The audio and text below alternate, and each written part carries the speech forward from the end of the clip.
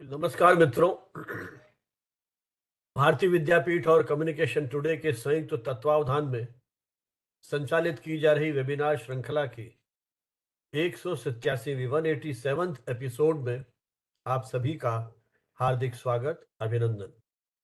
3 दिसंबर अंतर्राष्ट्रीय स्तर पर एक महत्वपूर्ण दिन, अंतर्राष्ट्रीय दिव्यांगजन दिवस, international day of persons with disability के रूप में सेलिब्रेट किया जाता है।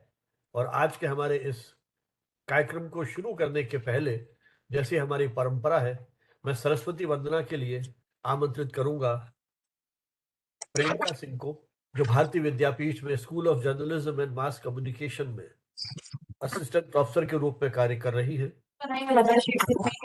उसी के साथ वे अपने इंस्टीट्यूट के जनसंपर्क संबंधी गतिविधियों का भी सुपरविजन कर रही है। शिक्षण में आने से पहले वे रेडियो इंडस्ट्री के साथ जुड़ी हुई थी और आरजे प्रियंका के रूप में अपने शोज कर रही थी। एक शिक्षक के रूप में जो अकादमिक दायित्व हैं उनका निर्वहन पूरे प्रभावी ढंग से कर रही है। शोध के लिए पंजीकृत है रेडियो पॉडकास्टिंग में और राष्ट्रीय अंतर्राष्ट्रीय जर्नल्स के साथ नियमित रूप से शोध पत्रों के प्रकाशन के रूप में आप संबद्ध हैं। मैं आपसे अनुरोध करूंगा कि सरस्वती वंदना के साथ आज के इस कार्यक्रम को शुरू करें। Priyanka Singh. Thank you so much, sir. So I'm Priyanka from DBI camp, Paschim Bihar, New Delhi. Welcome you all in this webinar. So before moving ahead, let's remember Ma Saraswati, and through this webinar, we will going to begin our media webinar series. इतनी शक्ति हमरे दिल में दाता, मन का विश्वास हम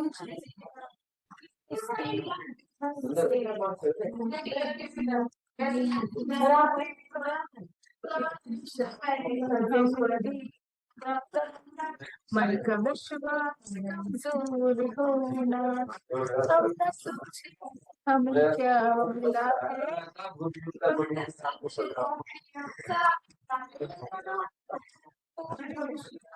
के बाद सभी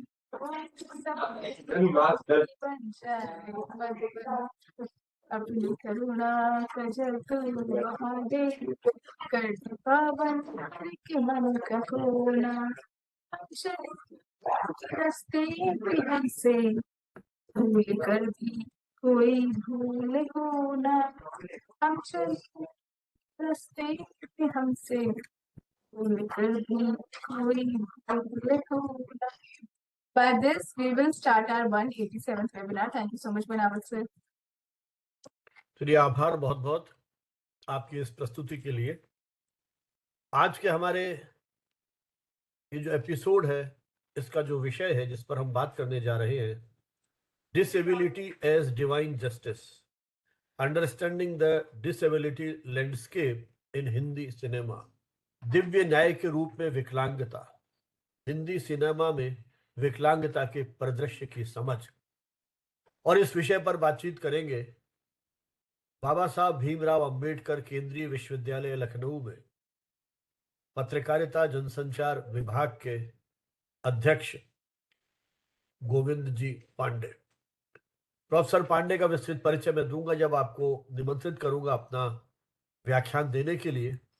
लेकिन इसके पूर्व मैं एक बार फिर प्रियंका जी से अनुरोध करूंगा कि वे ई बुके से, क्योंकि आभासी मंच पर एक कार्यक्रम किया जा रहा है और जिस तरह से हम एक फिजिकल कोई इवेंट होता है उसमें हमारे अतिथियों का स्टॉल ओढ़ाकर या कोई गमला भेंट कर या पुष्पगुच्छ भेंट कर स्वागत करते हैं, तो वो तो इस आभासी मंच पर संभव नहीं है। लेकिन स्वागत, सत्कार, अभिनंदन की जो भारतीय परंपरा है उसका अनुसरण करते हुए मैं अनुरोध करूंगा कि प्रियंका जी से कि वे ई बुके के माध्यम से आज के हमारे विशेष वक्ता भाई गोविंद जी पांडे का स्वागत करें।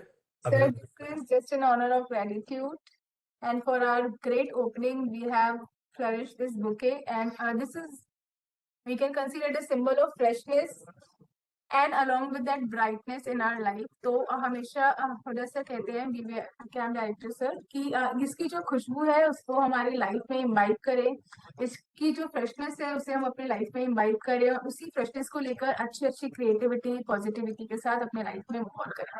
So thank you so much and we are very grateful to have you this platform sir. Thank you.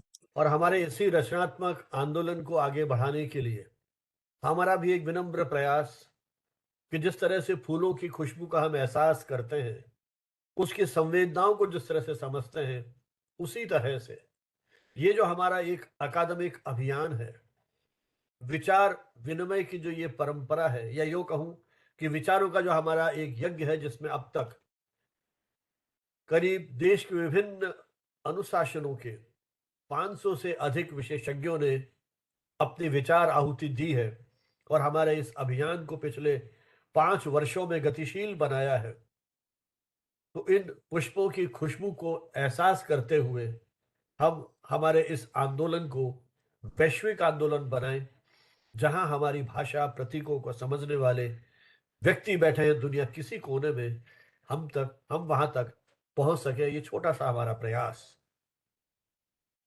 जैसा कि मैंने शुरू में कहा, आज का दिन बड़ा महत्वपूर्ण है.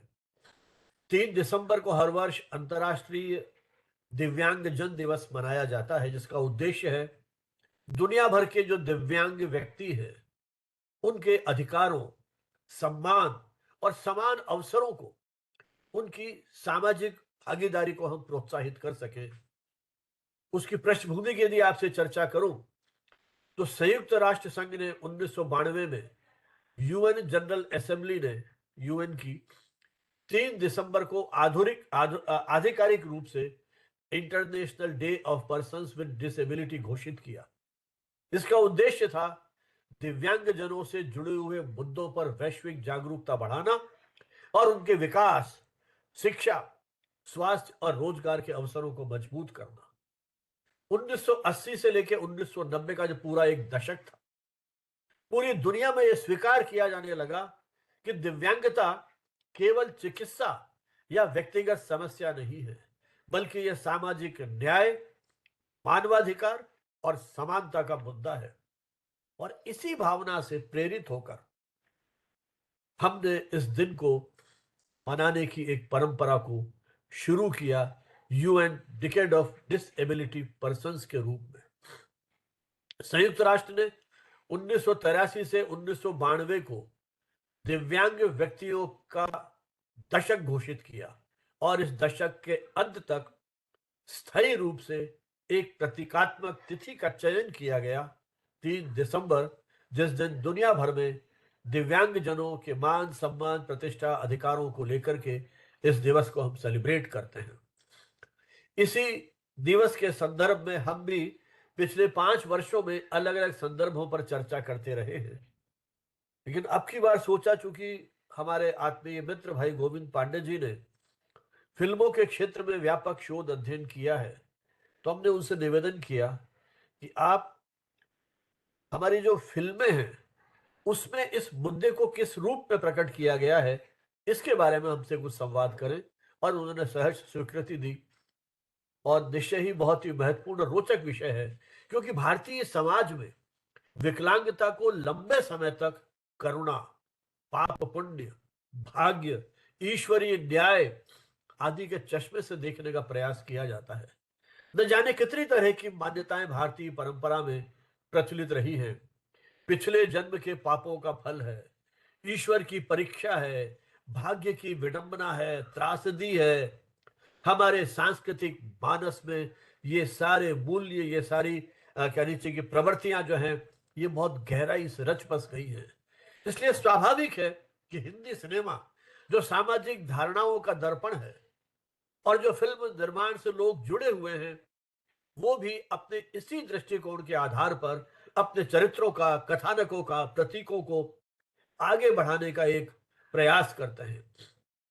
भारतीय मिथक और पुराणों में दिव्य न्याय एक केंद्रीय विचार है.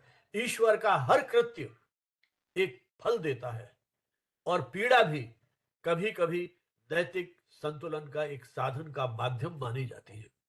हिंदी फिल्मों में लंबे समय तक ये विचार हावी रहा कि जो पात्र धर्मपरायण, धर्म का जो आचरण करते हैं, परोपकारी या त्यागी हो, वे दुर्घटना या विकलांगता के बाद और अधिक नैतिक रूप से महान दिखाए जाएंगे।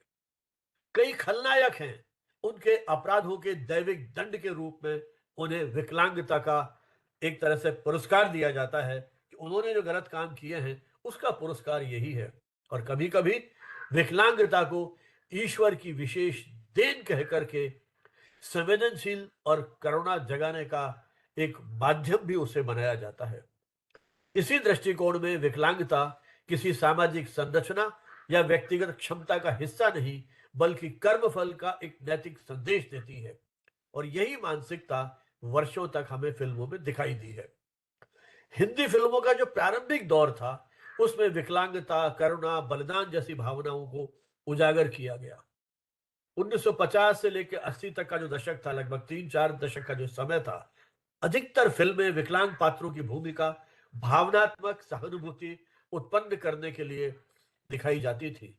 और कई तरह की विशेष प्रवृत्तियों के हम ध्यान दे सकते हैं, जिसमें हम सिंपैथी या सहानुभूति के जो पात्र हैं उनको एक तरह से देख सकते हैं, त्याग और बलिदान के प्रतीक के रूप में देख सकते हैं, दिव्य दंड या भाग्य के निर्णय के रूप में देख सकते हैं।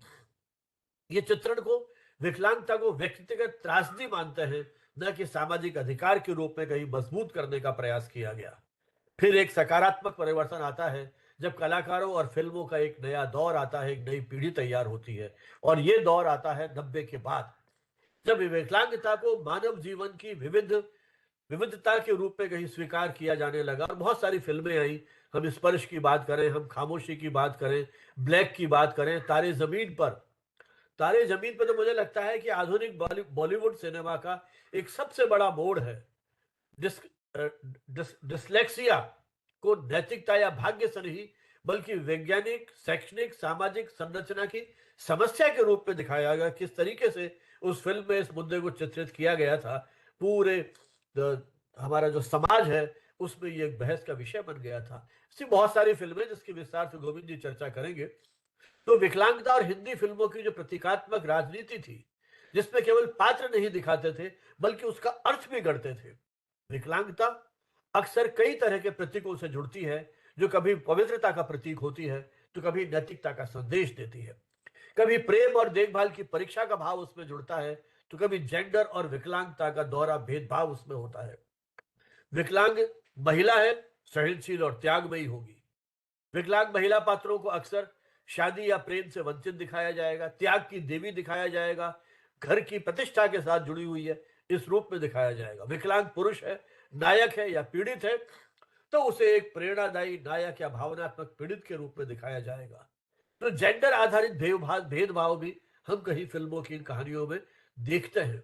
आधुनिक दौर में जिस तरह वैश्विक विमर्श शुरू हुए, मुख्य रूप से United Nations convention on rights of persons with disability 2006 में जो संयुक्त राष्ट्र विकलांग व्यक्तियों के अधिकारों पर जो एक ये संवाद शुरू हुआ, उसने अंतर्राष्ट्रीय मानवाधिकार को एक संधि जो की गई थी, उसमें यह बताया कि संयुक्त राष्ट्र महासभा ने 13 दिसंबर को इसको स्वीकार किया, जिसका उद्देश्य था दुनिया भर में विकलांग व्यक्तियों के अधिकारों की रक्षा करना, उन्हें सम्मान, समानता, स्वतंत्रता और गरिमा के साथ जीने का अधिकार देना। समाज, शिक्षा, रोजगार, राजनीति, परिवहन, संचार आदि में पूर्ण और समान भागीदारी के साथ सुनिश्चित किया जाए। तो इस संधि के और भी बहुत सारे पक्ष हैं, लेकिन जब इस प्रकार के वैश्विक विमर्श शुरू हुए, तो फिर एक नया दौर शुरू होता है। उसका प्रभाव कहीं ना कहीं फिल्मों पर भी पड़ा।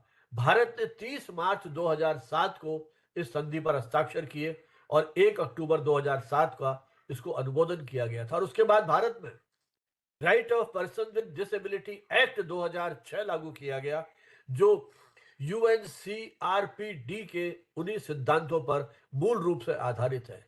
फिर विकलांग अधिकार आंदोलन चलते हैं, डिसेबिलिटी राइट्स मूवमेंट चलते हैं, एक प्रकार से वैश्विक सामाजिक आंदोलन के रूप में शुरू होते हैं, जिसका लक्ष्य मूलतः वही है कि इन दिव्यांग जनों को बराबरी का अधिकार दिया जाए, स्वतंत्रता और सम्मान के साथ समाज में उनकी भागीदारी को सुनिश्चित किया जाए।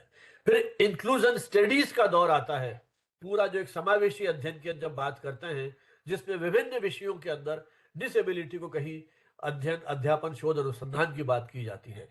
ये इसी का प्रभाव पड़ा कि फिल्मों में भी कहीं ना कहीं इस बदलाव को हम देखते हैं और विकलांगता को चैलेंज नहीं, एक आइडेंटिटी के रूप में स्वीकार किया गया। उसके पात्र सक्षम, जटिल और बहुआयामी होते चले गए। फिल्मों में एक्सेसिबिलिटी, इंक्लूजन और रिप्रेजेंटेशन जैसे मुद्दों की जगह अब बढ़ने लगी है। आज की दर्शक पीढ़ी भी दिव्य न्याय या पाप पुण्य की सोच से किस तरह से जुड़ रही है, ऐसे मुद्दों पर कहीं हम चर्चा करेंगे। बहुत सारी समस्याएं हैं, क्या चुनौतियां हैं, क्या संभावनाएं हैं, इन सब पे बात भाई गोविंद जी, जो उनका अनुभव है, शोध अनुसंधान है, उन पक्षों को आप टच करेंगे। क्योंकि पांडे जी का, जैसे मैंने कहा, कि बहुत लंबा अनुभव है। वो इस समय school of media and communication में डीन के रूप में काम कर रहे हैं और बाबा साहब भीमराव अंबेडकर केंद्रीय विश्वविद्यालय लखनऊ में आपकी बहुत लंबी पारी है रही है। अब प्रोफेसर पांडे भारतीय मीडिया, शिक्षा और फिल्म निर्माण जगत की एक प्रतिष्ठित और बहुआयामी व्यक्तित्व हैं। वे प्रोफेसर, फिल्म मेकर, सामाजिक या सोशल एक्टिविस्ट और संचार शोध के क्षेत्र में एक सक्रिय विद्वान के रूप में अपनी विशिष्ट पहचान बनाए हुए हैं। उन्होंने अपने शैक्षणिक करियर की शुरुआत बनारस हिंदू यूनिवर्सिटी से की, ग्रेजुएशन और एलएलबी की पढ़ाई के बाद, और पत्रकारिता जनसंचार में जो डॉक्टरेट की उपाधि है वो आपने महात्मा गांधी काश्य विद्यापीठ बनारस से प्राप्त की। डॉक्टर पांडे ने अपने करियर की शुरुआत नई दिल्ली स्थित MBICEM गुरु गोविंद सिंह इंद्रप्रस्थ विश्वविद्यालय में इलेक्ट्रॉनिक मीडिया के व्याख्याता के रूप में शुरू की। इस अवधि में उन्होंने विद्यार्थियों के लिए लगभग 500 से अधिक ऑडियो विजुअल प्रोडक्शंस तैयार किए या उनके मार्गदर्शन में वो तैयार किए गए, जिनमें अनेक फिल्मों को जीविका, वातावरण आदि के जो प्रतिष्ठित फिल्म समारोह हुए उनमें भी वो पुरस्कृत हुए। डॉक्टर अंबेडकर विश्वविद्यालय लखनऊ के वे पहले शैक्षिक मल्टीमीडिया केंद्र के डायरेक्टर भी रहे और विश्वविद्यालय के डायरेक्टर पब्लिक रिलेशंस के रूप में भी उन्होंने अपनी महत्वपूर्ण सेवाएं दी। वर्तमान में वे विश्वविद्यालय के डीन, मीडिया एवं संचार स्कूल तथा प्रोफेसर जनसंचार विभाग के रूप में कार्य कर रहे हैं। डॉक्टर पांडे एक कुशल निर्देशक और अनुभवी फिल्मकार हैं। उन्होंने 70 शैक्षणिक फिल्में CEC, जो मीडिया से जुड़े हैं सभी जानते होंगे, CEC हमारे देश का एक बहुत बड़ा एक ऐसी यूनिट है जिसने शैक्षणिक फिल्मों के क्षेत्र में एक तरह से एक क्रांतिकारी परिवर्तन किया है, उसके साथ आपका गहरा जुड़ाव है। अनगिनत डॉक्यूमेंट्रीज और शॉर्ट फिल्म्स आपने बनाई हैं। क्षेत्रीय फिल्म अभिनय में भोजपुरी फिल्मों के प्रचार प्रसार में भी आपका महत्वपूर्ण योगदान रहा है। उनकी एक चर्चित डॉक्यूमेंट्री है कचरा कचरा जिंदगी को, प्रकृति फिल्म उत्सव CEC नई दिल्ली ने जो आयोजित किया था उसमें वो प्रशंसित हुई है। जबकि शान ए अवध की सांस्कृतिक विरासत पर आधारित उनकी एक लोकप्रिय शॉर्ट फिल्म भी है। उनकी देखरेख में बनी हुई उनके एक विद्यार्थी की film television for environment London में एक अंतर्राष्ट्रीय प्रतियोगिता हुई थी, उसमें उसे पहला पुरस्कार मिला और उसका प्रदर्शन पोलैंड में एक सम्मेलन था उसमें भी किया गया। डॉक्टर पांडे दक्षिण एशिया में आयोजित पहले हॉलोकॉस्ट फिल्म फेस्टिवल 2009 के आयोजक भी रहे।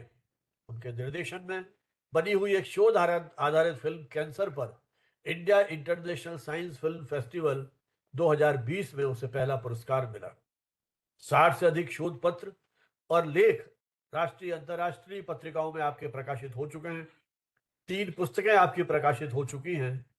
देश विदेश में यात्राएं करने का आपको बड़ा अवसर मिला है और आपने वहां अपने व्याख्यान दिए हैं। 8 शोधार्थियों को अब तक आप PhD करा चुके हैं और एक विद्यार्थी ने आपके निर्देशन में पोस्ट डॉक्टोरल रिसर्च पूरी की है। डॉक्टर पांडे ने बचपन एक्सप्रेस न्यूज पोर्टल के संपादकीय सलाहकार के रूप में उसे एक विशेष पहचान दी है और हाल ही में गूगल न्यूज इनिशिएटिव में की ओर से इन्हें $500 का एक विशेष अनुदान या ग्रांट भी प्राप्त हुई है। फिल्म एवं television institute of India FTII के सहयोग से आपने स्क्रीन राइटिंग, एक्टिंग और सिनेमाटोग्राफी इन विषयों में भी अल्पकालीन शॉर्ट टर्म कोर्सेज भी आयोजित किए हैं। National school of drama Varanasi के सहयोग से सोशल मीडिया स्टार्टअप कार्यशाला में भी उन्होंने निर्देशन और मार्गदर्शन किया है। भाषा मित्र पुरस्कार उत्तर प्रदेश हिंदी संस्थान का एक प्रतिष्ठित पुरस्कार है जिससे आपसे सम्मानित किया गया, और राष्ट्रीय अंतर्राष्ट्रीय फिल्म समारोह की जूरी के भी आप सदस्य रह चुके हैं। डॉक्टर पांडे एक ऐसे प्रखर शिक्षाविद हैं जो मीडिया शिक्षा को सामाजिक परिवर्तन और रचनात्मक अभिव्यक्ति का एक माध्यम मानते हैं। जैसा मैंने कहा, उनका कार्य क्षेत्र बहुत व्यापक और विस्तृत है। फिल्म निर्माण, सामाजिक संवेदनशीलता, मीडिया रिसर्च, डिजिटल मीडिया में नवाचार और विद्यार्थियों का मार्गदर्शन, इन सभी को जोड़ करके शोध, रचनात्मकता और सामाजिक जवाबदेही के रूप में जो संतुलन समन्वय आपने कायम किया है, वह आपके व्यक्तित्व का एक अनूठा पक्ष है। संयोग से प्रोफेसर पांडे के साथ मेरा बहुत पुराना संबंध रहा है, और इनके विश्वविद्यालय में, जैसा मुझे याद है, शायद पहली पीएचडी का वाइवा लेने का भी क्रेडिट मुझे मिला है, और देश के जाने कितने मंचों पर प्रोफेसर पांडे के साथ का सानिध्य मिला है, और साथ में हम लोगों ने जयपुर भी आपका कई बार आना हुआ, लखनऊ में कई बार गया। ये एक पूरी यात्रा, अकादमिक यात्रा हमारी साथ की है। आज एक बार फिर हम साथ हैं। जो बड़ा महत्वपूर्ण विषय है इस अंतर्राष्ट्रीय दिव्यांगजन दिवस के ऊपर, फिल्मों के संदर्भ में ये जो डिसेबिलिटी का मुद्दा है, इसे वो किस रूप में देखते हैं, मैं आमंत्रित करता हूं भाई गोविंद पांडे जी को कि वे आए और अपना वक्तव्य प्रस्तुत करें। भाई Pandey ji. Thank you very much professor Sanjeev Banawat sir. ये हम लोगों की पहली मुलाकात नहीं है, आभासी मंच पर हम लोग लगातार मिलते रहे हैं, but the way you narrated this particular topic and set the ball rolling, I think कोई और नहीं कर पाता इस तरह से। The topic that we have today is disability as divine justice, understanding the disability landscape in Hindi cinema. If we look at this particular topic carefully, we'll find that there are three major, issues that I am going to raise in this debate or discussion. First is disability, which has been, which already Professor Sanjeev Banawat has already, defined it and discussed it. Then the concept of divine justice he has mentioned, and then the disability landscape in Hindi cinema. Cinema, which started in India in 1896 with the screening of Lumiere Brothers. And in the beginning, when Dada Saheb Phalke started the journey of cinema in India with his much awaited film Raja Harishchandra. After that, Taki in 1931, we saw Alamara, and the journey of filmmaking India is really very very strong, as well as if you analyze, you'll find that we are the biggest filmmaker in the world. See, the concept of disability and the popular perception about disability, how it is basically created or constructed in the minds of the common man. And we all know that media plays very important role, and film is a very strong medium of communication, and it creates positive, negative, influence over the spectators. So disability is also perception about disability is also created by the films that are mainly based on disability or touch disability in a completely different manner. If we talk about society, disability is popularly viewed as past sinfulness or karmic misfortune. It is really very sad that in our society, if we look at the number of disabled people, and if we go through the census of 2001 or 2011, you'll find that the number is 2.21% of the population. The disabled people that we have in India is 2.21%. But the World Bank estimates that the population is close to 55 to 90 million people. So this 55 to 90 million people is close to 5 to 8% of the population. And how we basically treat them, that is really very important. And the perception that we develop about the disabled where film plays very important role. Until date, this is my personal observation of the society, and we every day every day we see that when we see a disabled person, we see that there is discrimination, there is isolation, marginalization, and suffering, and we can feel the anguish of the disabled persons also. Majority of the disabled person that we have in India is basically blind, and then the second is deaf and dumb. And how we basically help them to live a, a dignified life, this is a big question. And Hindi cinema also addressed disability in quite a different ways, ranging from deeply sensitive towards the issue of uh, disability, from mocking them or creating melodrama about the disability. There are few areas that emerged when I analyzed the disability landscape in India. I found that there are a few areas that are generally visible in Indian cinema. They treat disabled with stereotypical response, or they present them in a very stereotypical way in the cinema.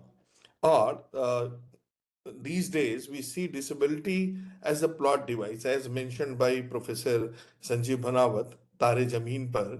So the plot of the film itself is disability, and the disability from physical disability to move to mental disability. So disability is divided into physical disability as well as mental disability.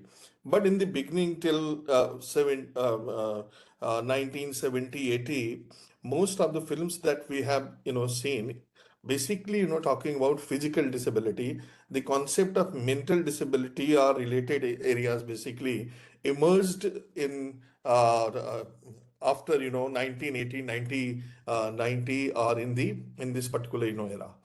Then there is a narrative structure which generally a few films follow. We call it the cure narrative. Cure narrative simply means the narrative structure is weaved in such a way that because of any miracle or something, the disabled person is given is basically cured.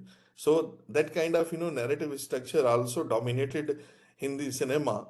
And as I have already mentioned that mental health versus physical disability, there are n number of films which are basically which basically portray disabled, a mentally challenged one or physically challenged one. Then there is another layer in the presentation of disability, that is gender and sexuality. How gender and sexuality is covered in films where the woman is a disabled person, or somebody from neutral class is basically disabled. Then the another angle that is prominently covered by cinema is race, class, and this race, class of the disabled person. So how come the principle of karma or divine justice basically fits in this debate? This particular aspect basically comes from the Hindu philosophy, mainly from Buddhist philosophy as well. But Hindu philosophy, we basically believe in karma, and karma is what? Karma is basically a natural law of cause and effect. If you do something, then you'll definitely get something. So we can culturally simplify this into a judicial system where current suffering is a debt from a past life. So it's not that what you are suffering today is the result of the something that you have created yesterday. No, there the philosophy says that there is sanchit karma, sanchit karma from your previous life. Maybe you did something wrong in your previous life. Now you are suffering. So that kind of philosophy is basically visible in cinema as well. I'll give you example how basically cinema took or extracted this particular philosophy from our Hinduism or from Buddhism. Uh, in Brihadra Nayaka Upanishada, if you go through the this Upanishada, you'll find, though the relationship is not directly with the disabled person, but in this Upanishada, you'll find that uh, it's written there that as one plants, so one reaps, as one acts, so one becomes. The good deed makes one good, and the bad deed makes one bad. In Hindi, I think there is a very popular saying, "बाढ़े पूत पिता के धर में, खेती बाढ़े अपने घर में." तो यहाँ भी बात होती है कि अगर हमारे बच्चे हैं तो वो पिता के धर्म से आगे बढ़ते हैं, और जो काम हम करते हैं उसी से हमारा जीवन यापन होता है. So this full scope of karmic justice is basically extracted from our philosophy into cinema. And when cinema presented it on a big screen, people developed perception, that similar kind of perception about the disabled people. And the perception is such a strong perception that we cannot diffuse it in 10 or 20 years, for which we need to basically develop a structural plan, so that we can diffuse it over a period of time. And Honorable Pradhan Mantri Narendra Modi ji has taken initiative, and recently he has changed the term for disabled. Now he has introduced disabled as Divyangjan. So in a way, it's a very respectful word for calling a disabled in Hindi Divyangjan. Otherwise, किस तरह के शब्द हमारे पास होते थे समाज में किसी डिसेबल्ड के बारे में, तो उस तरह की बातें, जैसे एक छोटा सा एक उदाहरण है जो हमने अभी दिया है कि दिव्यांगजन बुलाते ही किस तरह की positivity basically spreads about disabled. So we have to think about disabled as a society, that what kind of things that we can introduce to change the perception about disabled, which is basically created by the Hindu philosophy, or by Buddhist philosophy also. There is a Jain philosophy also, which is part of Buddhism, which talks about attachment as the primary source of suffering, and advocates a state of mind with neither assumptions nor prejudices. So the attachment, or if you are looking for something, that is also the cause of root cause of the suffering, which is basically written in Zen philosophy. So the karma, or the karma system, is something which is important part of not only our philosophy, but important part of the Hindi cinema as well. Now, if you ask any person who is basically following Sanatan Dharma or Hinduism or any other dharma, you'll find that in Sanatan Dharma there is Dharmaraj and Yamaraj, two names. Dharmaraj keeps account of your good karma, and Yamaraj, on the basis of if there is less good dharma in your account and bad dharma increases, then one fine morning you will find that Yamaraj is there. So the stories about Dharmaraj and Yamaraj is very popular in Hindu Sanatan philosophy, which talks about the good karma and bad karma. And the perception about disabled, which is basically created by cinema or cinematic construction, is so deep that we cannot erase it. See, let me give you example of one film. In a scene of the Malayalam action film Rudram, which was released in 2011, the protagonist, Mammootty, is basically, the protagonist, and he wraps up the film by maiming the chief villain by nailing his legs under a car. Can you just imagine maiming the villain by nailing his legs under a car? So what he is doing, protagonist is doing, he's basically, making him, disabled. So he's not taking his life, but making his disabled and communicating that even taking life is, less than making you, disabled. अगर हम जिंदगी आपकी ले लेते तो वो कम होती। अपेक्षाकृत आपको हमने अपाहिज करके छोड़ दिया। तो ये जो जिंदगी है जिसमें हम अपाहिज हो गए और अपाहिज की तरह रह रहे हैं, ये ज्यादा आपके लिए जो है वो दुख पूर्वक होगा, रादर देन आपकी मृत्यु।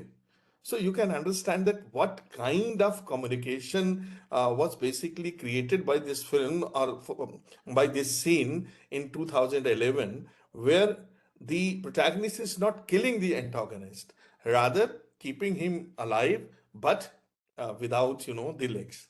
Similarly,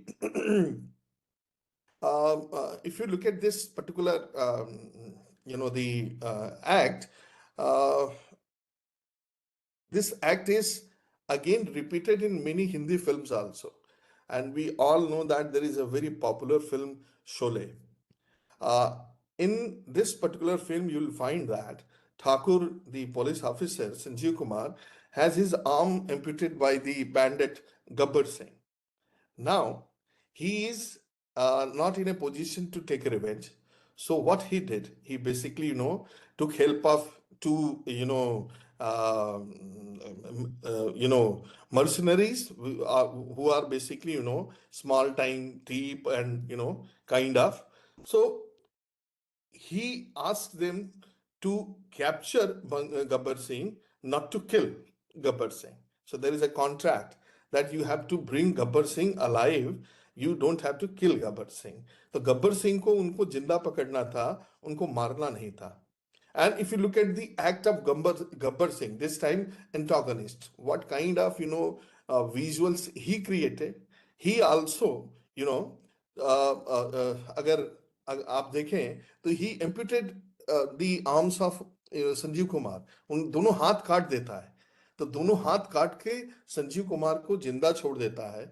इसका मतलब ये है कि ये जो विजुअल है उसके बारे में, जो विजुअल वो फिल्म मेकर बताना चाहता है कि एक विकलांग आदमी एक मरे हुए व्यक्ति से भी ज्यादा खराब जिंदगी जीता है।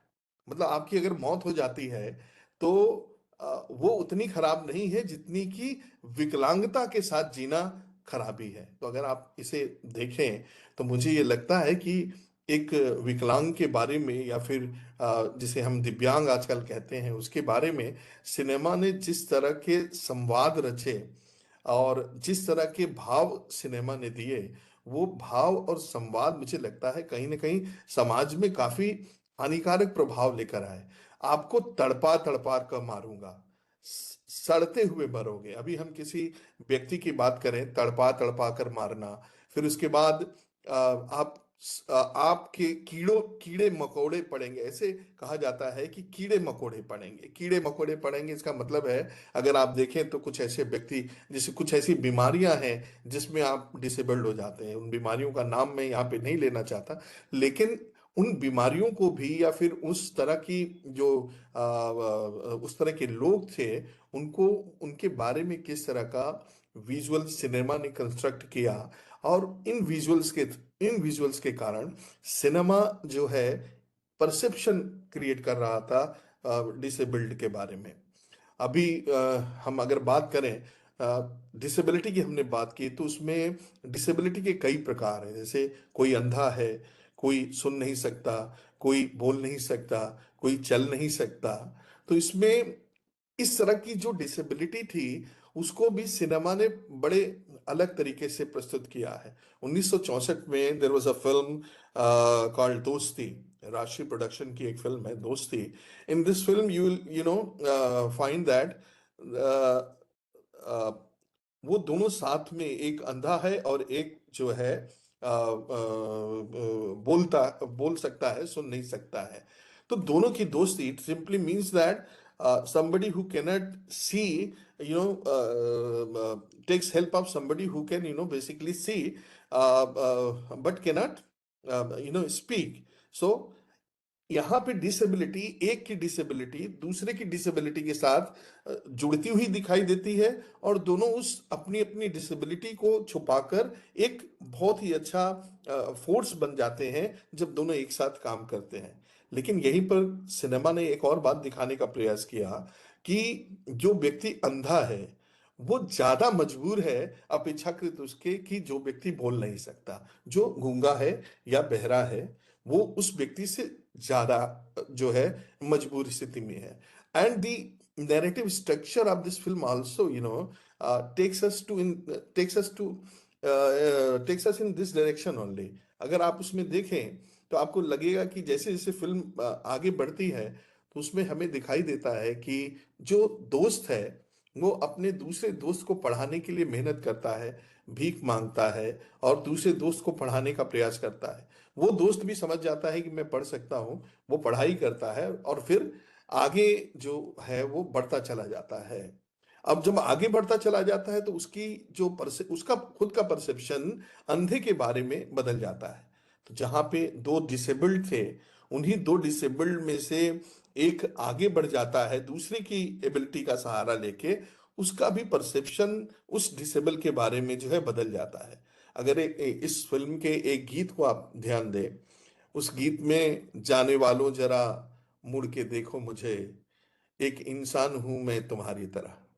तो ये जो दर्द दिखाई देता है, the pain that is basically constructed through this beautiful piece, वो आपको समझ में आएगा कि किस तरह से वो अपना दर्द बयां कर रहा है और किस तरह से समाज ने उसको नकार दिया या कहीं छोड़ दिया। समाज में उसके बारे में कोई सोचने वाला नहीं है। तो ये जो कॉन्सेप्ट है, और वो फिर अपने आप को भगवान के सहारे छोड़ देता है। तो ये कहीं ना कहीं ऐसा होता है कि हमारे समाज में इंसान अंत में जब थक हार जाता है तो वो सारी बातें अपने ऊपर न लेके भगवान के ऊपर छोड़ देता है। इसी तरह से एक हिंदी फिल्म आई थी उपकार 1967 में, अगर आप देखें तो जो अच्छा भाई होता है और एक बुरा भाई होता है, बुरे भाई के कर्मों का फल अच्छे भाई के ऊपर पड़ता है।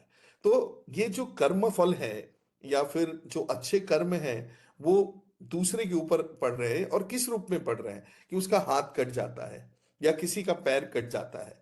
तो इसी तरह से एक फिल्म और आई थी कालिया 1981 में, जिसमें देखें कादर खान अच्छा भाई है और अमिताभ बच्चन बुरा भाई है। लेकिन इस बुरे भाई के कर्म फल जो है अच्छे भाई के ऊपर पड़ जाते हैं, और जिस कारण से वो जो अच्छा भाई है उसका कहीं हाथ कट गया है या कहीं उसके पैर में चोट आ गई, कहीं मौत हो जाती है। तो this concept of basically the कर्मफला, you know depicted by the Hindi cinema is taken from the Hindu philosophy or the philosophy of other religions also। लेकिन उसको किस तरह से प्रेजेंट करना चाहिए, क्योंकि हर बार हमारी हिंदू फिलॉसफी में कहीं डिसेबिलिटी को लेकर ये नहीं है। इस बात का एक भ्रम क्रिएट किया है हिंदी सिनेमा में कि जो हमारी फिलॉसफी है, कर्म है, कर्म फल की हम बात करते हैं, तो कर्म फल में क्या हाथ पैर कटना, अंधा हो जाना, लंगड़ा हो जाना, लूला हो जाना, क्या यही जो है कर्म फल है? और इसी को क्यों हम कर्म फल दिखाना चाहते हैं? तो लेकिन किसी ने प्रश्न नहीं किया कि ये किस तरह का कंस्ट्रक्शन है सिनेमा का, जहां पे कर्मफल की बात करते समय इस तरह की चीजें आ जाती हैं। इसके अलावा सिनेमा ने बहुत सारी ज्यादतियां जो है डिसेबल्ड लोगों के साथ की हैं। एक बहुत बड़े सिंगर है मन्ना डे, और उनके भाई थे कृष्णचंद्र डे, और वो मतलब 7-8 साल की उम्र में अंधे हो जाते हैं। तो कृष्णचंद्र डे जब अंधे हो जाते हैं तो उनको फिल्म भी जो मिलती है वो फिल्में ऐसी होती है जिसमें उन्हें सूरदास की भूमिका करनी होती है। इसका मतलब है कि अगर आप डिसेबल्ड हैं तो आपकी भूमिकाएं सीमित हो जाती हैं, और साथ ही साथ समाज का जो परसेप्शन है आपके बारे में उसी दायरे में सोचता है और उसी दायरे में रह के समाज बात करता है। और वहीं से प्रेरित कुछ फिल्म थी जिसमें दीदार 1951 में दिलीप कुमार की फिल्म आई है, जिसमें दिलीप कुमार अंधे हो जाते हैं।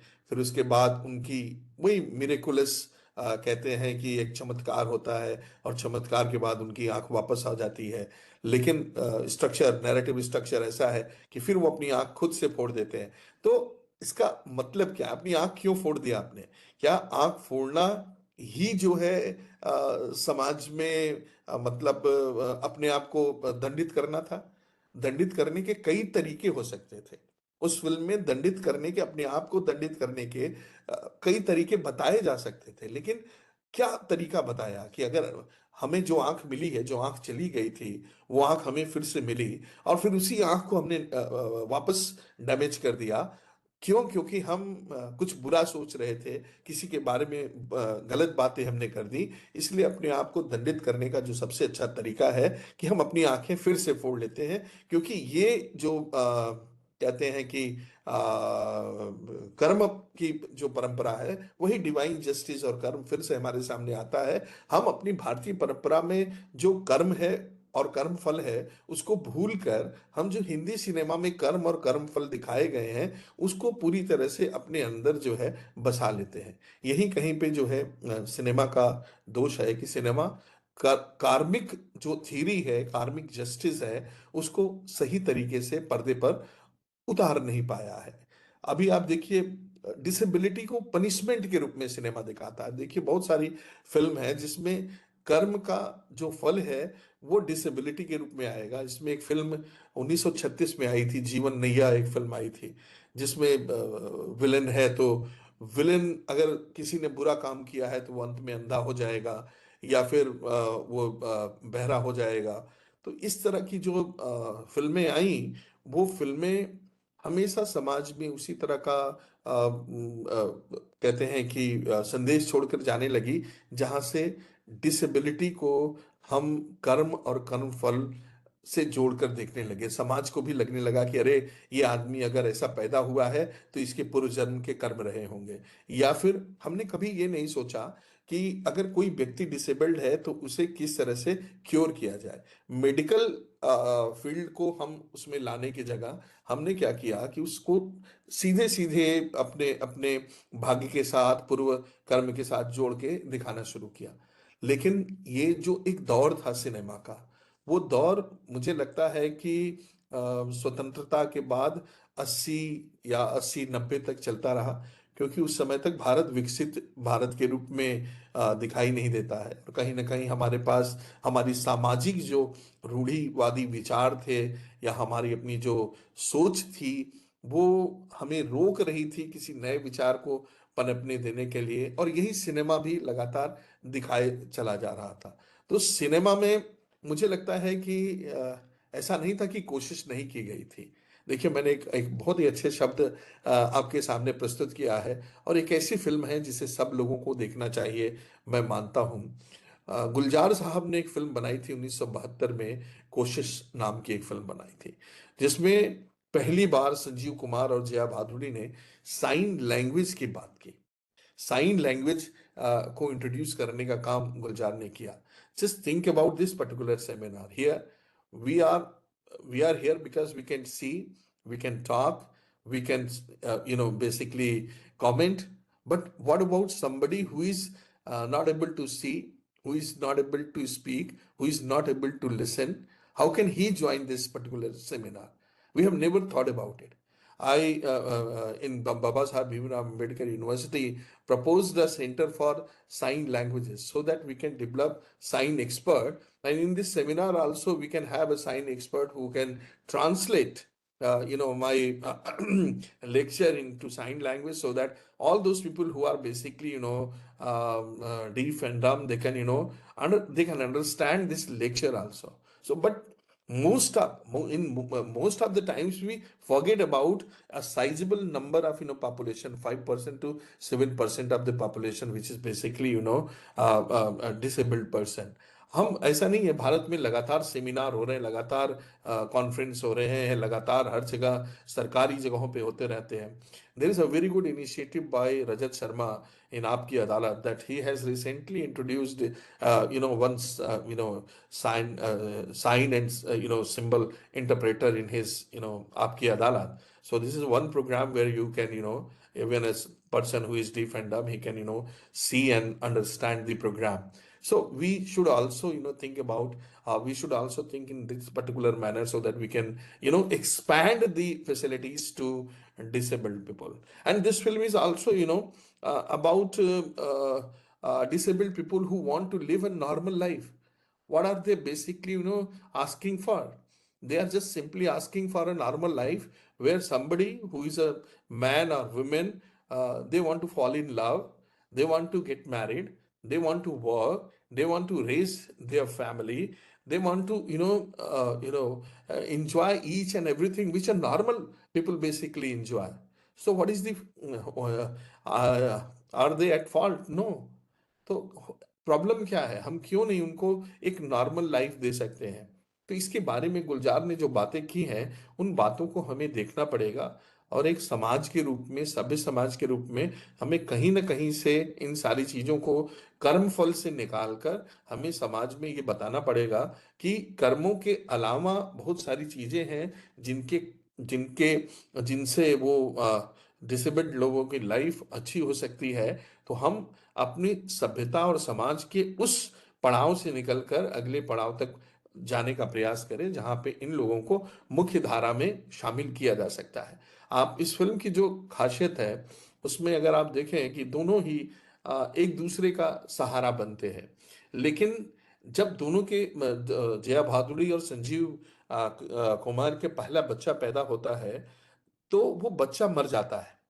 वो बच्चा क्यों मर जाता है? क्योंकि उनका भाई, जया भादुड़ी का भाई असरानी चोरी करने के लिए आता है और उनका पैसा चोरी करके जाता है और दरवाजा खुला छोड़ता है। बच्चा वहां से बाहर निकल जाता है, ये लोग सोए रहते हैं और ये ध्यान नहीं दे पाते, वो बच्चे की मौत हो जाती है। लेकिन वो हारते नहीं है। इस फिल्म की जो खासियत है वो यही है कि अगर एक बच्चा मौत हो गई, मेरे कारण मौत हुई, क्योंकि हम लोग न सुन सकते थे ना बोल सकते थे, तो उस कारण से उन्होंने एक नया प्रयोग किया। और यही इस फिल्म की खासियत है। उन्होंने नया प्रयोग क्या किया कि उन्होंने एक अंधे का सहारा लिया। जो वो दोस्ती फिल्म में था, जो कॉन्सेप्ट था, उन्होंने इस फिल्म में भी वही किया, एक अंधे का सहारा लिया।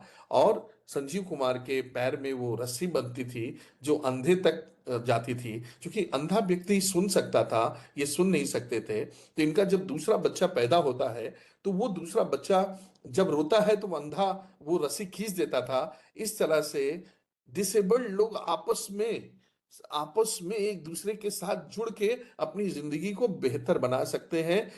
ये संदेश ये फिल्म देती है। और इतना ही नहीं देती, उस पूरे फिल्म में आपने देखा कि पढ़ा लिखा के बड़ा कर दिया। और एक डायलॉग है उस बच्चे का कि मैंने जीवन में अपने ऐसे 3 लोगों के बीच में पला बड़ा हूं जिसमें से एक देख नहीं सकता और 2 बोल नहीं सकते और सुन नहीं सकते। पर यहीं पे एक बात और भी है इस फिल्म की जो कहीं ना कहीं कचोटती है। संजीव कुमार जहां पे काम करते हैं वहां का मालिक अ, इनको बुलाता है चाय पर अपने बेटे के साथ। जब ये जाते हैं अपने बेटे के साथ तो वो अपनी बेटी की शादी के लिए पेशकश करता है कि अपनी बेटी, जो हमारी बेटी है, उसके साथ अपने बेटे की शादी कर दें। यहाँ पर अगर आप देखें, कैमरा कैमरा का देखें, कंस्ट्रक्शन देखें, सिनेमेटोग्राफी देखें, तो एकाएक संजीव कुमार से जब वो कहता अपने बेटी की शादी के लिए, तो जब तक पता नहीं होता कि बेटी डीफ एंड डम है, तब तक संजीव कुमार कहते कि नहीं, हमारे और आपके बीच there is a huge gap. Caste हमारे और आपके बीच there is a class difference, so we cannot Mary.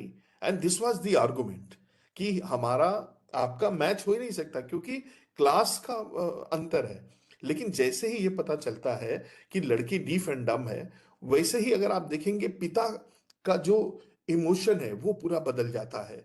पिता के जो विजुअल्स हैं वो पूरे बदल जाते हैं। उसका कॉन्फिडेंस धराशायी हो जाता है। इतने बड़े क्लास और इतने बड़े मालिक होने के बाद एक डीफ और डम का बाप होना मतलब कि उसके कॉन्फिडेंस को धराशायी कर देता है। किस लिए? कि वो अपनी बेटी की शादी करना चाहता है। और जब संजीव कुमार का बेटा मना कर देता है कि वो डीफ एंड डम उस लड़की से शादी नहीं करेगा, तो ये देखने लायक बातें होती हैं।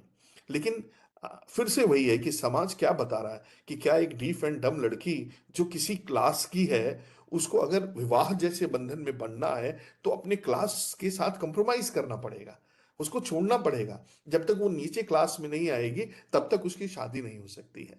तो इस तरह का जो पोर्ट्रेयल है वो कहीं ना कहीं समाज और सामाजिक जो मान्यताएं हैं उनको भी जो है कुरीदता है कहीं ना कहीं ये हमें कचोटता है, लेकिन हम इन सारे दृश्यों को देख के अगर भावुक नहीं होते हैं, अगर हम ये सोचते नहीं हैं कि हम डिसेबल्ड के लिए क्या कर सकते हैं, तो ये हमारी मुझे लगता है कि एक सामाजिक जो कमी है उसकी ओर इशारा कर रही है।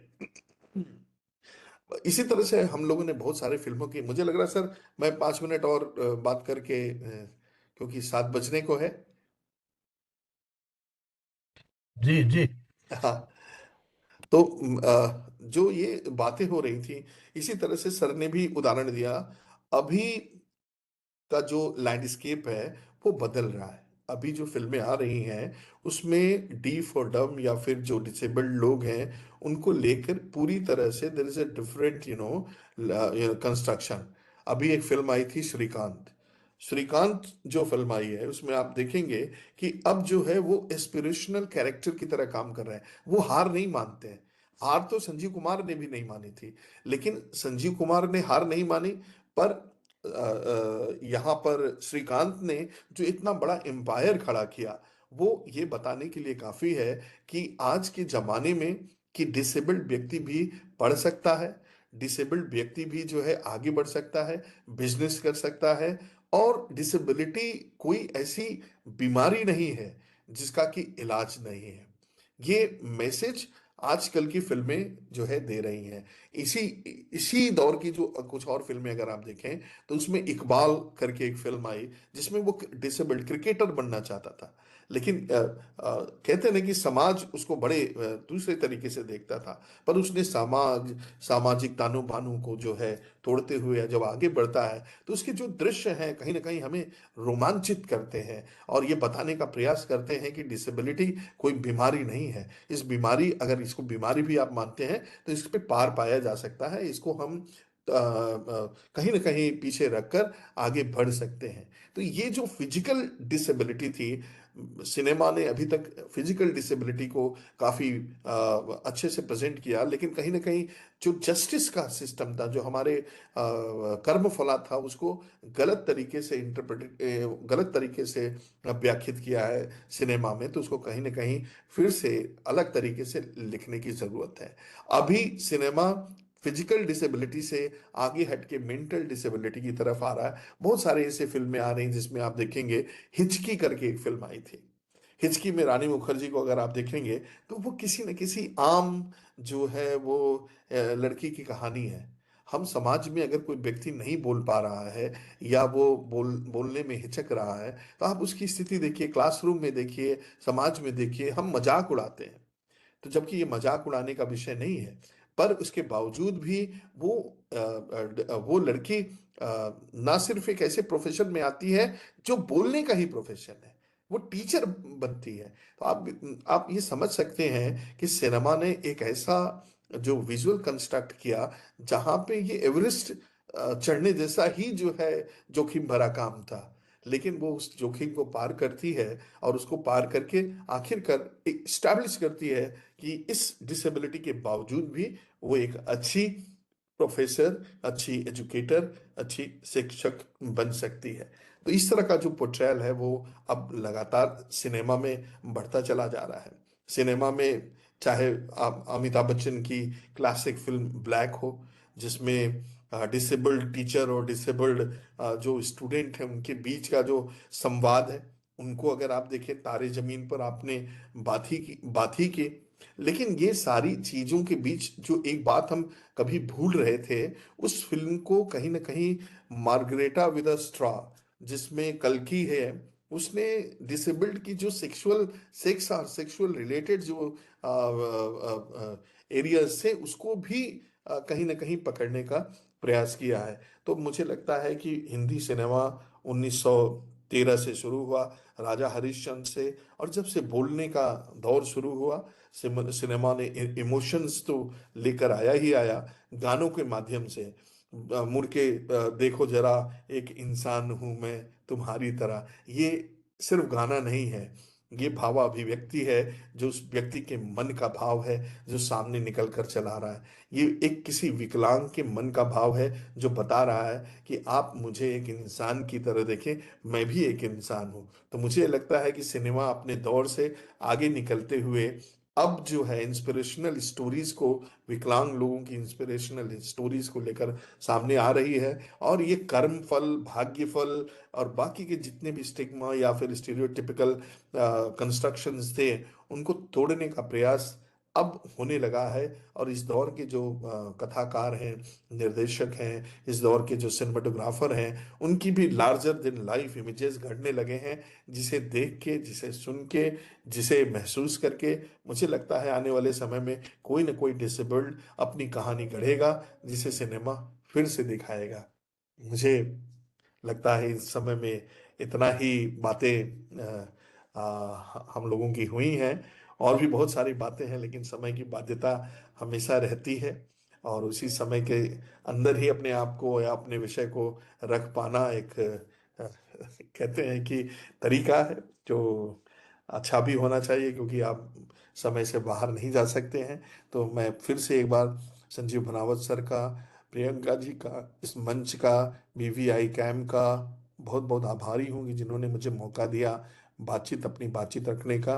और साथ ही इस विषय को, जो बड़ा ही गूढ़ विषय था, मुझे भी बहुत सारा मौका नहीं मिला। मुझे जब मैंने बनावत सर से बात की तो मैंने कहा, सर मेरा विषय तो सिनेमा है, लेकिन डिसेबिलिटी सिनेमा में पकड़ पाना 2-3 दिन में बहुत मुश्किल काम है। लेकिन उसके बावजूद मुझे लगा कि सर ने जो काम दिया उस पे मैं कहीं ना कहीं कुछ न कुछ निकाल पाने में कामयाब रहा। और बाकी आप लोगों के विचार हैं, जो मैं सुनना चाहूंगा कि और क्या है जो इस विषय पे किया जा सकता है। बहुत बहुत धन्यवाद। चलिए, आभार भाई गोविंद जी। आपने फिल्मों के संदर्भ में बहुत ही व्यापक तरीके से अपनी बात को हमारे सामने रखा सीमित समय में।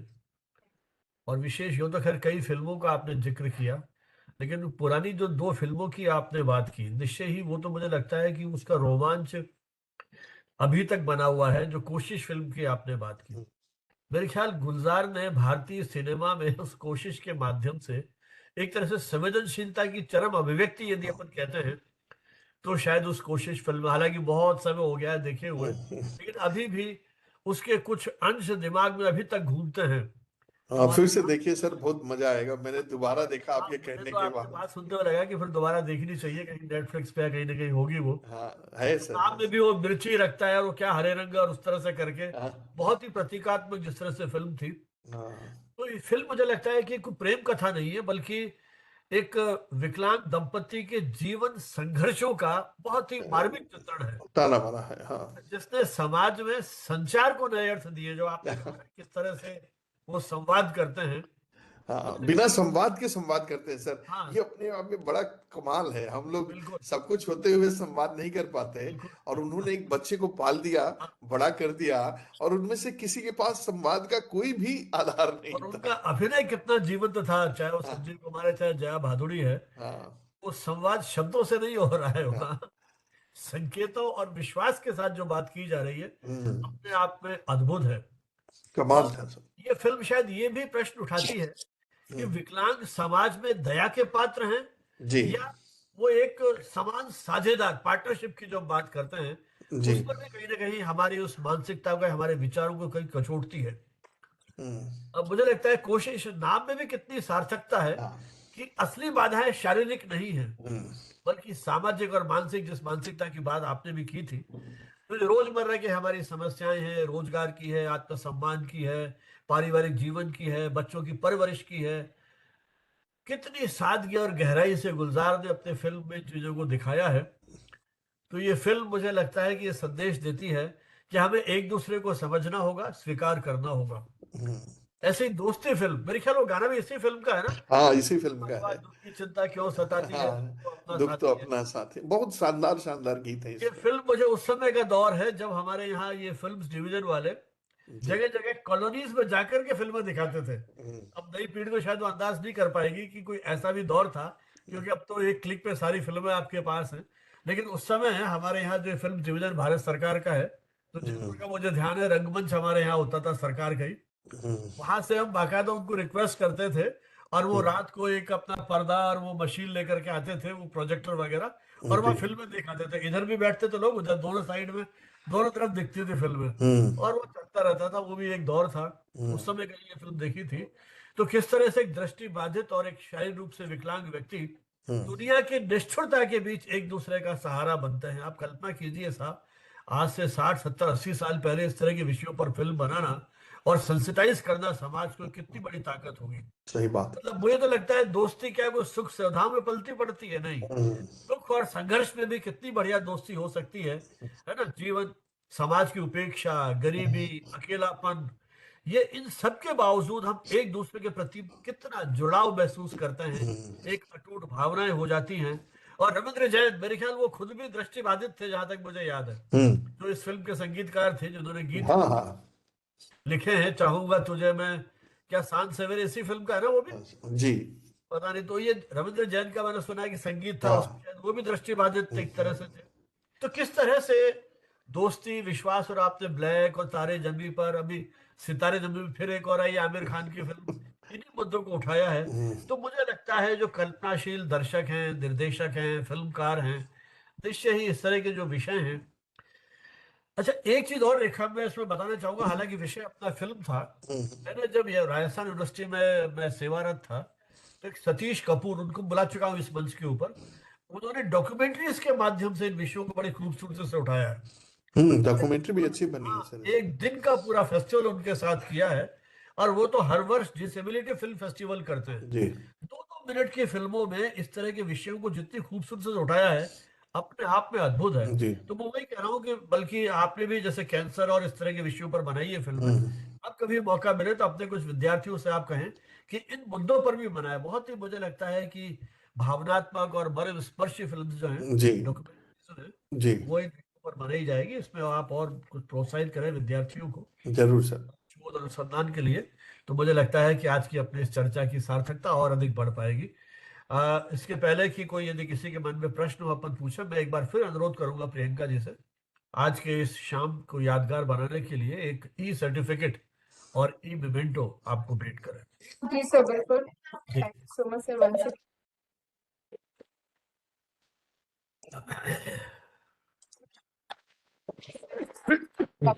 पूरी चीजों को एक्सप्लेन किया। मुझे लगता है ये कुछ ऐसे टॉपिक्स हैं जिनको हम डेली बेसिस पे फेस करते हैं, लेकिन इग्नोर करके चल रहे होते हैं, मतलब जरूरत नहीं समझते इनके बारे में बात करने।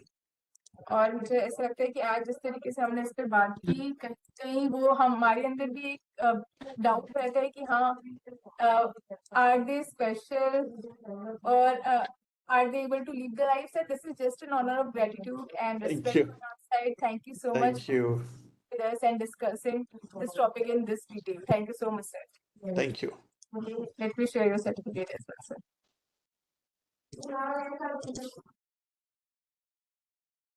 This is your e-certificate, sir. We will be sharing this on your email, either on WhatsApp. Okay? Thank you. Thank you so much, sir. Thank you.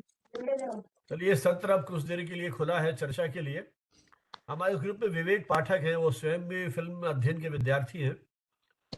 जैसी मेरी सुबह उनसे बात हुई थी, कुछ कहना चाहें, टिप्पणी करना चाहें तो अनुरोध करूंगा अपना वीडियो ऑन करें, और कुछ आप टिप्पणी करना चाहें तो आमंत्रित हैं। जी सर, नमस्कार। मैं विवेक पाठक बोल रहा हूँ और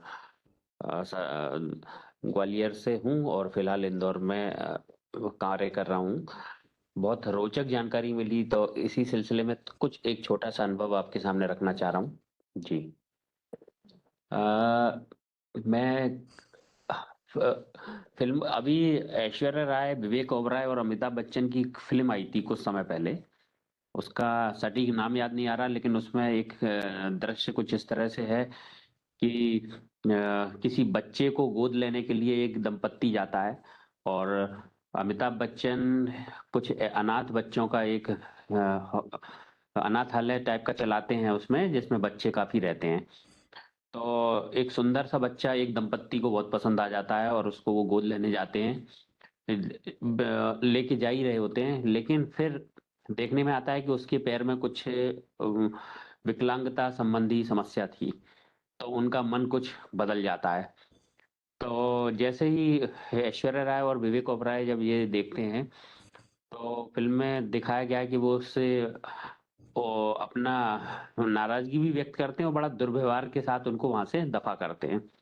तो जो संवेदना इस तरह की चाहिए, बीच बीच में आपने कई फिल्मों का बताया, तो ऐसे कुछ कुछ देखने को मिलता है।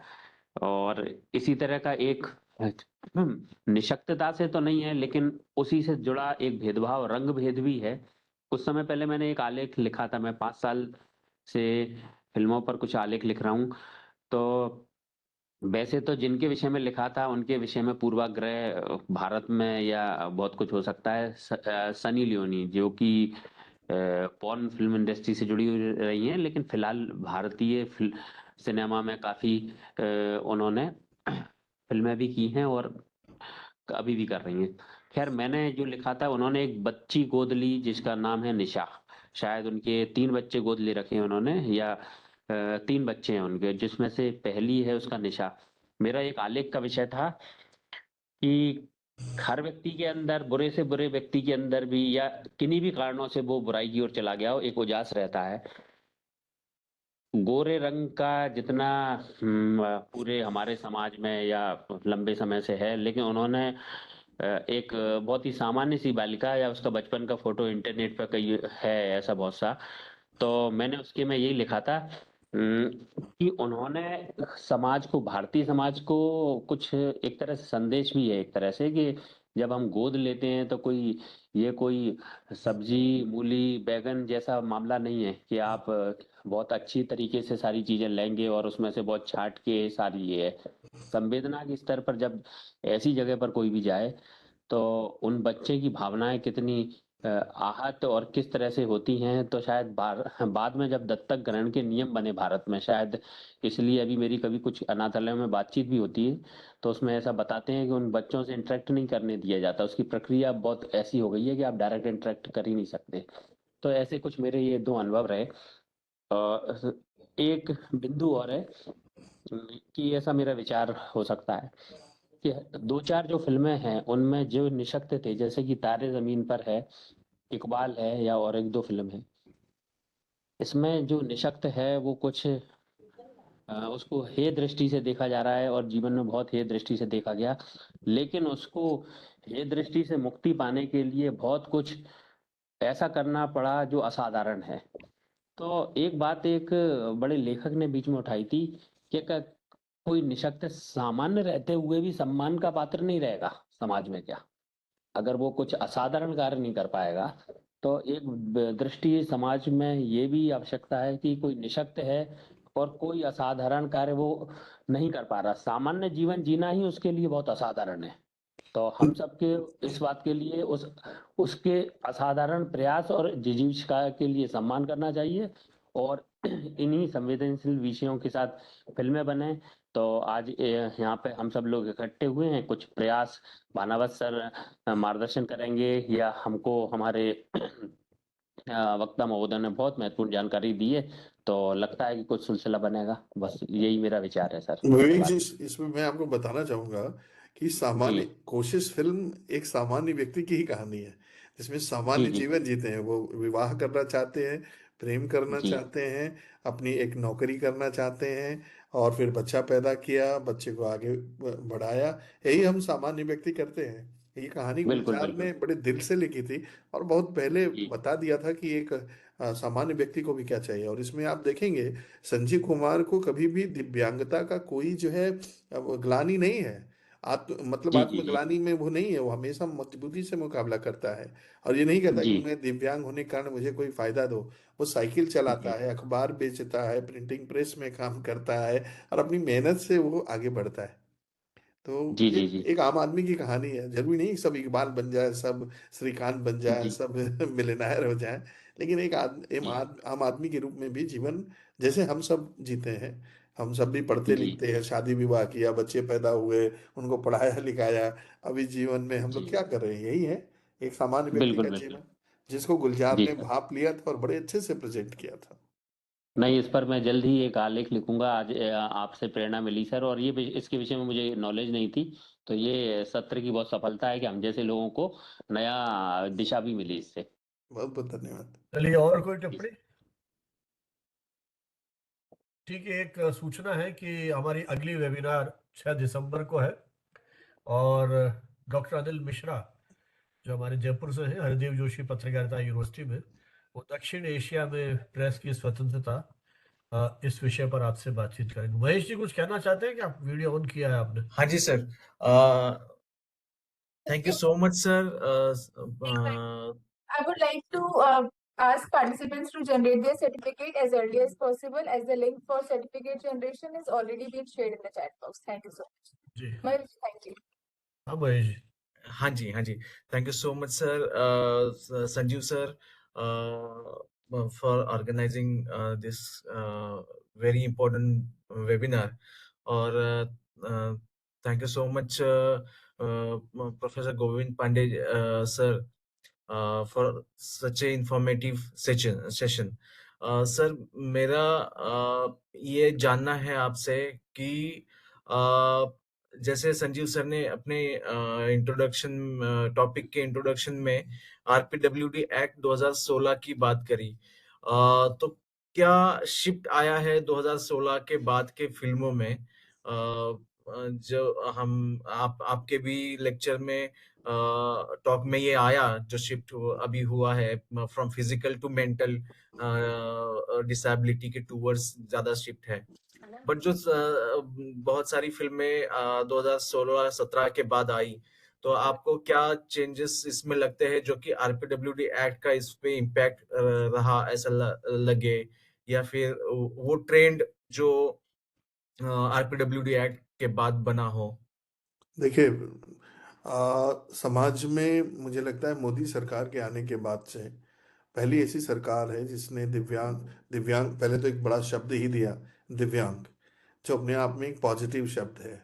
समाज में हम कैसे किसको पुकारते हैं, ये बड़ा महत्वपूर्ण होता है। जैसे आपको एक बात बताता हूँ कि समाज में लड़कों ने अपने लिए शब्द रखा है, अगर एक लड़का कई लड़कियों से प्यार मोहब्बत कर रहा है तो वो प्ले बॉय होता है, हाँ, कैसोनोवा होता है। लेकिन अगर एक लड़की 4-5 लड़कों से प्यार कर ले तो उसके लिए शब्द जो है बड़े खतरनाक खतरनाक है। हम्म? तो ये शब्द महत्वपूर्ण होते हैं। मैं ये कहना चाहता हूँ कि जो सिंबल होते हैं वो महत्वपूर्ण होते हैं, और वो समाज के जो कहते हैं पर उसको दिखाते हैं, भावनाओं को दिखाते हैं। तो समाज चूंकि पितृ सत्तात्मक समाज था, इसीलिए उसी तरह के शब्द गढ़ देता था। तो महिलाओं के साथ, अभी तो आप दिव्यांग की बात कर रहे हैं, अगर दिव्यांग में देखें तो अगर दिव्यांग महिला है तो हमेशा उसके साथ सिनेमा में भी आप देखें रेप हुआ है, वो बेचारी मरती ही है। अगर कोई अंधी महिला है या लड़की है या हीरो की बहन है, पहले हमेशा समाज में यही हुआ। फिल्मों में अगर कोई हीरोइन है या हीरो है या फिर कोई भी ऐसा है, तो जाहिर सी बात है कि उसको लगातार आप देखिए कि इस तरह के हालात का सामना करना पड़ा। रजनीकांत, मुझे फिल्म का नाम नहीं याद आ रहा, रजनीकांत ने पहली बार कोई कन्नड़ फिल्म की थी, जिसमें कन्नड़ या उड़िया फिल्म की थी, जिसमें उन्होंने एक भूमिका निभाई थी ठग की। और वो एक अंधी व्यक्ति का, वो अंधी व्यक्ति के साथ कुछ संबंध बनाते हैं और फिर उसके बाद उसको ब्लैकमेल करते हैं, लेकिन अंत में उसके पति द्वारा उसको जो है माफी दी जाती है। तो ये सारा सब कुछ जो है, सामाजिक जो ताना बाना है वो बदल रहा है। अभी आप देखिए, पहले के जमाने में स्त्री एक प्रोडक्ट के रूप में होती थी। अगर आपको याद हो, राज कपूर की एक फिल्म आई थी संगम। संगम में बैजंती माला राजेंद्र कुमार से प्यार करती है और राज कपूर उसका दोस्त होता है, तो राजेंद्र कुमार बैजंती माला से कहता है कि वो राज कपूर से शादी कर ले।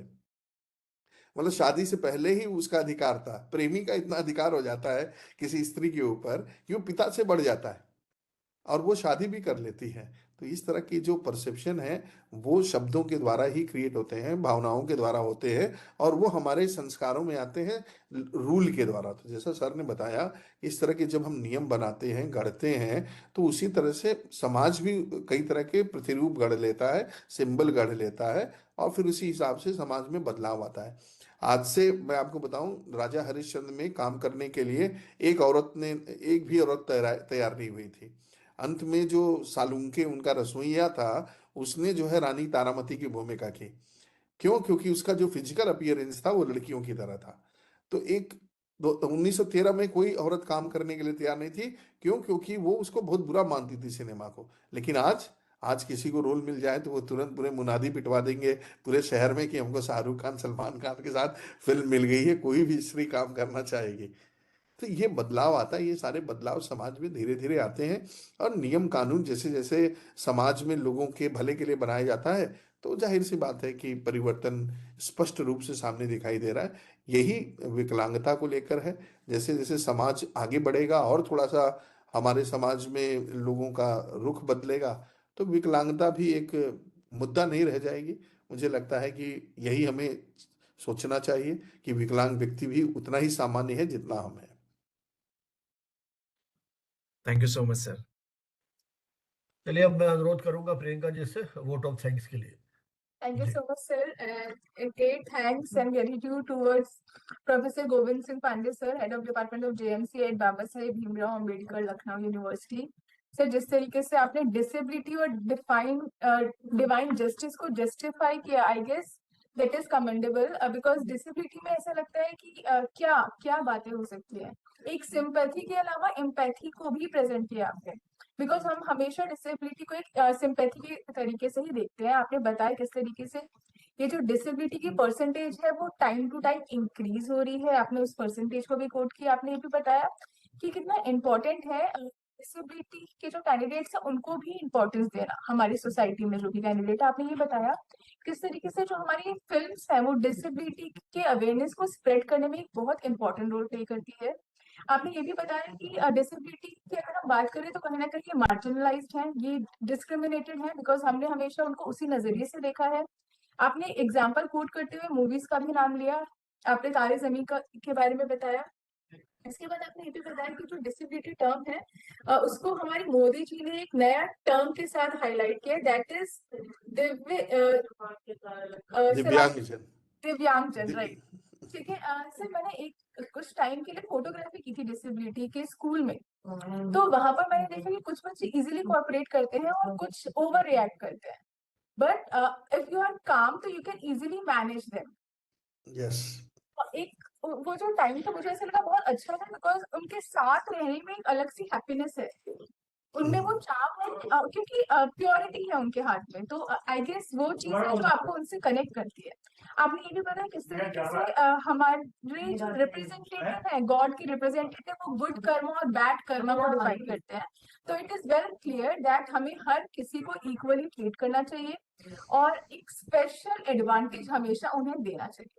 आपने ये भी बताया कि किस तरीके से जो साइन लैंग्वेज है उसको उन्होंने एम्फेसाइज किया हुआ है, because we don't use sign language much because we don't prefer, it's not easy to use sign language. ठीक है, हमें बोलकर समझाने में भी दिक्कत होती है, and they are using it on daily basis. तो आपने ये सारे पॉइंट्स को कवर किया और कहीं ना कहीं जस्टिफाई कवर किया, so thank you so much sir. Thank you. Banawat sir and Hooda sir, director BBI camp, because ये दोनों हमारे पिलर्स हैं और ये जो नए नए टॉपिक्स लेकर आ रहे हैं जिस तरीके से हमारी इंफॉर्मेशन और अवेयरनेस को इंक्रीज कर रहे हैं, इनमें इनका बहुत बड़ा हाथ है, उनका बहुत बड़ा रोल है। सो thank you sir. Thank you to each and every participants who have been gathered with us, and thank you so much to all the technical department staff, Jain sir, Pushpinder sir, Amoj ma'am. So thank you. बनाओ sir, नमस्कार सभी को। हमारी नमस्कार। ओर से भी बहुत बहुत धन्यवाद, और ये यात्रा ऐसे आगे चलती रहेगी। जरूर सर। 6 दिसंबर शाम 6 बजे अपन जी। फिर मिलेंगे। जय हिंद, जय हिंद। नमस्कार।